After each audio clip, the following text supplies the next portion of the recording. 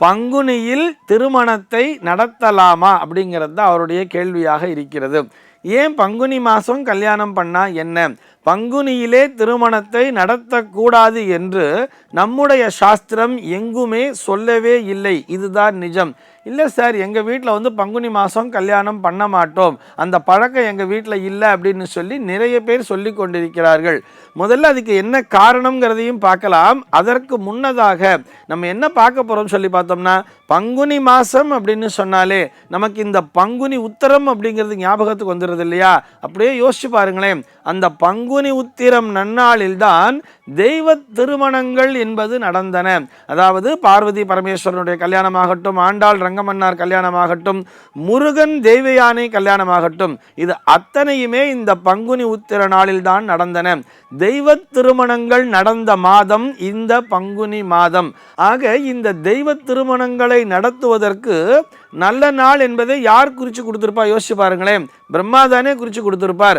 பிரம்மாவே குறித்து கொடுத்து அதன் மூலமாக இந்த பங்குனி மாதத்திலே இந்த தெய்வ திருமணங்கள் என்பது நடந்திருக்கும் பொழுது மனிதர்களாகிய நாம் திருமணத்தை நடத்துவதில் என்ன தவறு?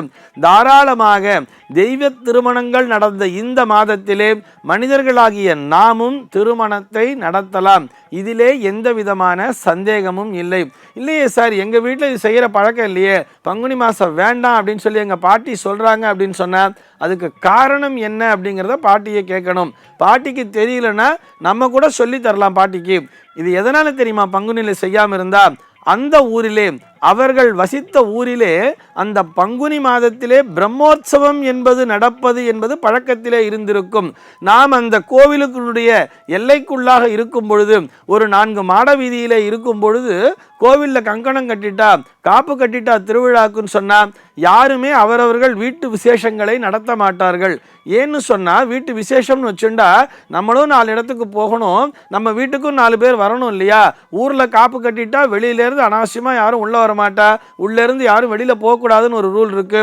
இது போக ஊர் மக்கள் அனைவரும் ஒன்றாக இணைந்து தான் அந்த பிரம்மோற்சவத்தையே நடத்த வேண்டும்னு சொல்லியிருக்கா. எல்லோரும் இணைந்து பிரம்மோற்சவத்தை நடத்த வேண்டும், எல்லோரும் ஒன்றாக இணைந்து ஆலய திருவிழாவினை நடத்த வேண்டும் என்கின்ற விதி இருக்கும் பொழுது இவங்க வீட்டில் கல்யாணத்தை வச்சுக்கிட்டாங்கன்னா இவங்க எப்படி கோயில் விசேஷத்தில் பார்ட்டிசிபேட் பண்ண முடியும்? அதுபோக மற்றவர்களும் இவர்கள் வீட்டு விசேஷத்துக்குத்தானே வந்து கொண்டிருப்பார்கள். மற்றவர்களுடைய கவனமும் அந்த ஆலயத்தினுடைய திருவிழாவின் மேல் செல்லாது, இவர்களாலும் ஆலய திருவிழாவிலே பங்கெடுத்துக் கொள்ள முடியாது என்கின்ற காரணத்தினால்தான் அந்த பங்குனி மாதத்திலே, அதாவது எந்த இடத்திலே பிரம்மோற்சவம் என்பது நடக்கிறதோ அந்த ஆலயத்தை சுற்றி இருக்கக்கூடிய பகுதியில்தான் இந்த பங்குனி மாதத்திலே திருமணத்தை நடத்துவதை தவிர்த்தார்கள். நாம் ஆனால் இப்போ என்ன பண்ணுறோம், எல்லாமே அது ஏதோ ஒரு அதுக்கு என்ன ரீசன் அப்படிங்கிறது தெரியாமல் பொதுவாகவே பங்குனி மாதத்தில் கல்யாணம் பண்ணக்கூடாது, பங்குனி நல்ல மாதம் இல்லை அப்படிங்கிற மாதிரிலாம் நம்ம தவறாக நினச்சிக்கிறோம். பங்குனி மாதத்திலே தாராளமாக திருமணத்தை நடத்தலாம். சூரியன் என்பவர், அதாவது இந்த பங்குனி மாதத்தை மீன மாதம் என்றும் சொல்வார்கள். அந்த சூரிய பகவான் எங்கே இருப்பார்னு பார்த்தோம்னா மீன ராசியிலே, குருவினுடைய ராசியாகிய மீன ராசியிலே சஞ்சரித்து கொண்டிருக்கின்ற இந்த காலமானது மிகவும் விசேஷமான காலமாகவே பார்க்கப்படுகிறது.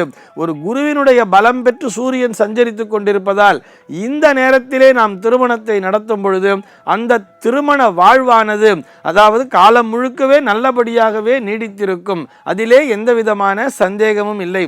ஆனால் அதே நேரத்திலே பங்குனி மாதத்திலே கிரகப்பிரவேசம் செய்யக்கூடாது, புதுமனை புகுவிழா என்பது செய்யக்கூடாது, மனை கோலுதல் அப்படின்னு சொல்லுவா தெரியுமா, ஒரு வீட்டிற்கு பூமி பூஜை செய்தல் அப்படிங்கிறத செய்யக்கூடாதுன்னு சொல்லியிருக்கா. இது என்ன காரணம் சொல்லி பார்த்தோம்னா, இந்த பங்குனி மாதத்திலே வாஸ்து புருஷன் நித்திரையிலிருந்து எழுவதில்லை, அவர் உறங்கிக் கொண்டே இருப்பார். வாஸ்து புருஷன் உறங்கிக் கொண்டிருக்கின்ற இந்த மாதத்திலே கிரகப்பிரவேசம் முதலான, அதாவது ஒரு புதிய வீடு சம்பந்தப்பட்ட விஷயங்களை செய்யக்கூடாது. வாடகை வீட்டிற்கு போய் பால் காய்ச்சுவது என்பது கூட இந்த பங்குனியிலே செய்யக்கூடாது. பங்குனியிலே வீடு குடி போகக்கூடாதுன்னு தான் சொல்லியிருக்காளே தவிர தாராளமாக திருமணத்தை நடத்தலாம். இதிலே எந்த விதமான சந்தேகமும் இல்லை. சர்வே ஜனாஹ சுகினோ பவந்து.